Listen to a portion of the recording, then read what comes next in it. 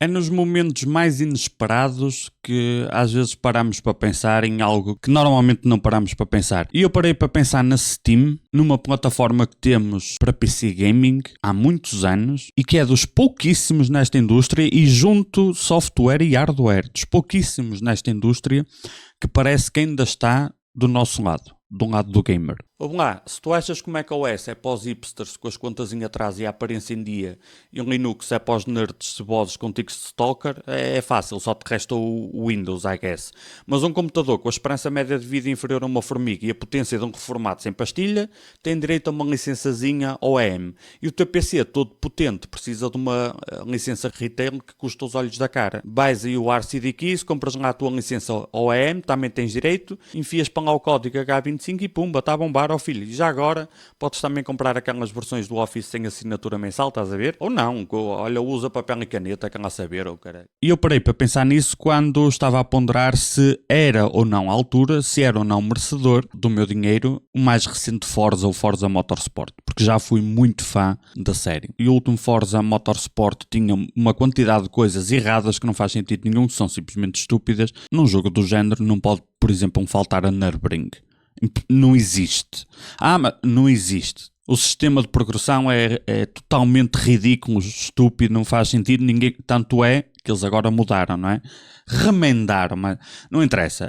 Eu estava a ver o quanto tinham remendado a porcaria que tinham feito para ver se, ok, talvez, maybe, se pensar muito... Talvez, deixa ver, e até que parei para ver o contraste entre o que muitos estúdios fazem, muitas empresas de hardware, muitas empresas de software e a Steam, e o contraste é enorme. Steam é para mim, apesar de algumas imperfeições, apesar de algumas coisas que podemos não gostar, mas qualquer negócio nesta área e em qualquer área vai haver coisas que tu não gostas, não existe, não é? É impossível agradar a todos, muito menos nesta era. Mas acho que é merecedor pararmos um minutinho para pensar e, na minha opinião, até para apreciar e agradecer aquilo que a Steam tem feito por nós em não ceder a muitas pressões da indústria. Tem acontecido vezes e vezes e vezes sem conta que eles não cedem à pressão de tentar lucrar a curto prazo, de práticas anticonsumidores, toda aquela história que nós sabemos de nos virarmos contra o nosso cliente porque isso vai dar dinheiro agora e depois, não sei, depois vê-se. No caso da Steam, qual é, talvez a única coisa que possamos... Vamos pôr de parte a questão do DRM, ok? Já discuti isso aqui no canal, é um assunto à parte. A Steam fazer o que a GOG fez poderia afundar o negócio, provavelmente. Iria ser uma afronta demasiado grande de uma vez só. É um assunto muito complexo. O que é que a Steam tem que pode, e mesmo assim pode, porque depende do ponto de vista, ser visto como mau? Para nós consumidores, para nós gamers. Talvez, dependendo da opinião ou do ângulo que é visto, a questão das skins do CS. Porque é um esquema de casino, por mais que não seja oficialmente casino, psicologicamente, os estímulos, os incentivos, as técnicas, as estratégias, é um sistema de casino e, portanto, isso pode ser visto como mau. O facto de sequer existir e estar dentro, e a Valve estar dentro disso, direta e indiretamente há muito dinheiro que a Valve ganha com isso. E eu que não sou fã nem de CS, nem de gastar cêntimos em skins, nem euros, nem cêntimos nem euros, não sou fã disso, não me identifico, não vejo assim muita lógica e mesmo assim isso não me incomoda no caso da Valve. Em muitos anos que eu utilizo a Steam, e se calhar acho que mais de 90% de vocês estão a ver este vídeo que utilizam a Steam, se eu não jogo CS... E mesmo que eu queira jogar, normalmente eu abro CS até para fazer experiências. Mas se eu não jogo CS, em qual situação a Valve, neste caso a Steam, em qual situação eles me tentam empurrar, incentivar, manipular para eu entrar nesse esquema? Nenhuma. Eu nem vejo isso à frente. Se contrastarmos isso com o resto da indústria... Tudo aquilo que eles querem empurrar à frente, eles arranjam maneira, à força, de te pôr à frente, de te incentivar, de te manipular, de... tal, carregaste sem querer. A Valve não faz nada disso. Portanto, mesmo que nós possamos considerar que isso é mau, porque depende do ponto de vista se é mau ou não, a questão é, eu enquanto cliente da Steam, eu abro a Steam para jogar os meus jogos, ou para comprar os meus jogos, ou para ver quais jogos eu quero comprar, em nenhuma situação, em tantos anos, eu tenho memória de estar à procura de um jogo de estratégia. Deixa ver quais jogos de estratégia eu tenho.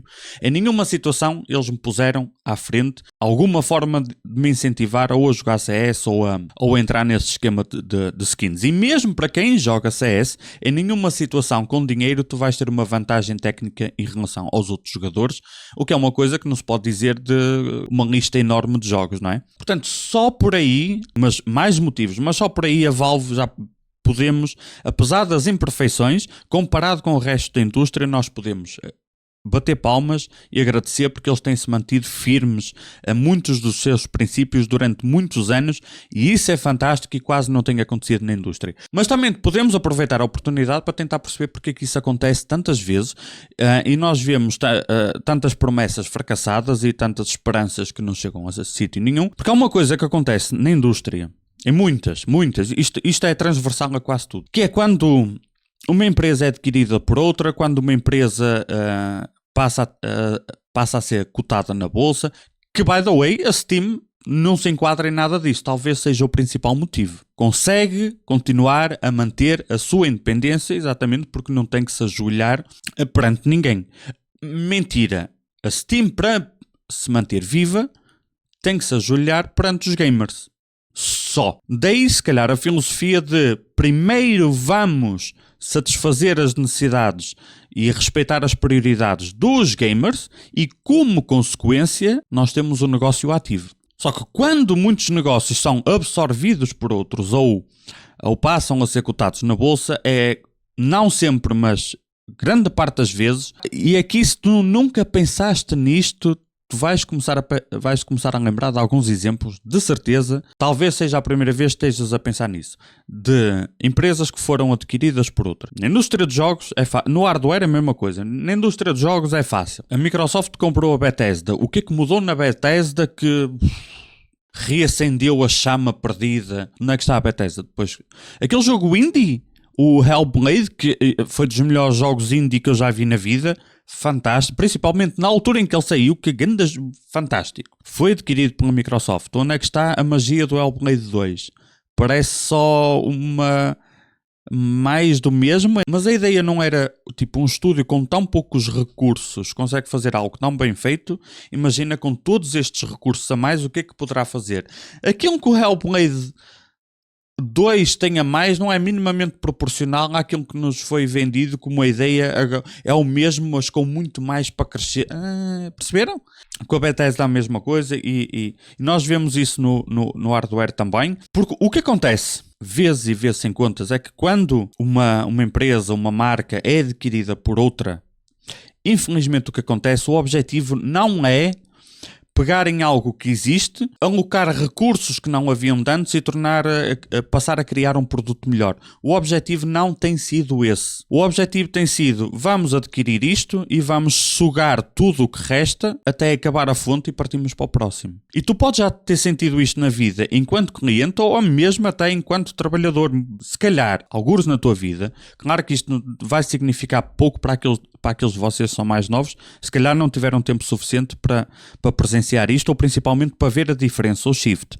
Mas se tu já trabalhaste para uma empresa, independentemente da tua profissão ou do teu cargo ou do teu ordenado, whatever, tanto faz, provavelmente já passaste por isto ou vais passar. Tu trabalhares numa empresa que funciona de X forma, tu tens o teu trabalho, seja ele qual for, tens o teu ordenado, seja ele qual for, eventualmente essa empresa é adquirida por uma maior e muito gradualmente as coisas começam a mudar. É uma coisinha aqui que sacrifica um pouquinho talvez a qualidade do produto para o cliente, um pouquinho aqui que talvez sacrifique um bocadinho a qualidade do serviço para o cliente, talvez há um cortezinho aqui no pós-venda, talvez é um cortezinho aqui na algum tipo de assistência, é só uma coisinha de cada vez e no teu caso enquanto trabalhador se calhar é uma coisinha a mais que não fazias que agora tens que fazer, é uma coisinha que tu precisavas de uma hora para fazer mas agora só tens tens 45 minutos para fazer porque tens que fazer mais uma, passado 2 meses tens que fazer mais 3 coisas e quando dás por elas estás na prática a trabalhar ao dobro de ritmo ou a fazer o dobro de trabalho e é uma coisa muito gradual que vai fazendo com que tu... enquanto trabalhador seja do que for, sentes que a tua vida piorou. E os clientes a mesma coisa. Uma coisinha de cada vez e sentes que a coisinha piorou. Temos visto isso com hardware, quando uma empresa é adquirida por outra e começa a descambar. E vocês perguntam assim, mas isso não é simplesmente estúpido porque com o passar do tempo eventualmente o negócio morre? É. Mas aí entra numa complexidade muito grande como é que o dinheiro é gerido nessas situações. A filosofia e o resultado final têm sido o mesmo. Com determinadas estratégias comerciais é possível aumentar a receita, aumentar a margem de lucro, só que a longo prazo eventualmente são estratégias que não tornam a cena sustentável. Só que o que havia para sugar já está sugado. Vamos para o próximo. Okay? Vai ser deixando um rastro de destruição para trás. Isso tem-se visto com muitos negócios e na nossa área estamos fartos de ver isso com hardware, até que chega um ponto que explode e não dá mais por onde ir e estamos, acredito eu, que estamos perto de um abanão muito grande nesta indústria, quer dizer, já estamos a passar por isso, basta ver o sucesso que teve o Scheduler, que imagina que são adotadas um conjunto, que é o que acontece sempre, são adotadas um conjunto de estratégias que fazem com que 2% de clientes desapareçam, mas se um lucro aumentou 7%, está ótimo. Tu até podes perder clientes, mas se os que ficam te fazem ganhar mais, está ótimo. O objetivo está cumprido. Só que isto não dura para sempre. Se tu tiveres... se tu pegares num barco insuflável, qual o tamanho do furo necessário para o barco afundar? É indiferente. O que muda é o ritmo.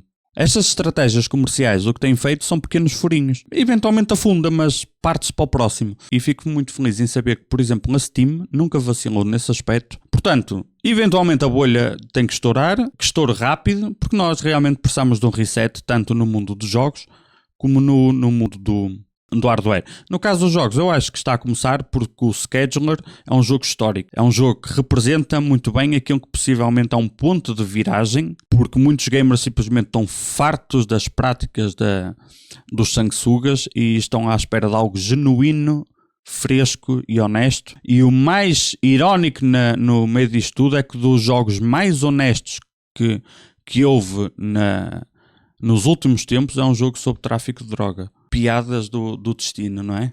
Mas é verdade.